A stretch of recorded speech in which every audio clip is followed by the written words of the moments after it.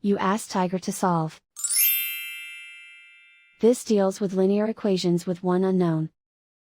The final result is m equals -3.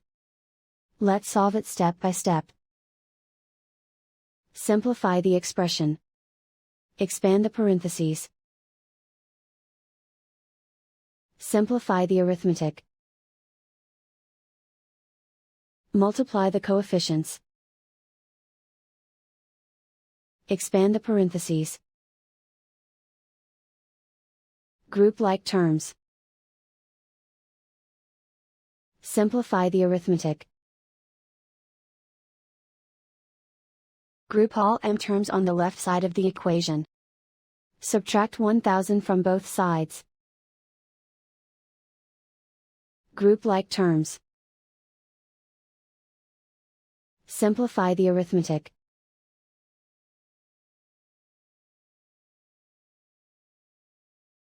Group all constants on the right side of the equation. Add 15 to both sides. Simplify the arithmetic.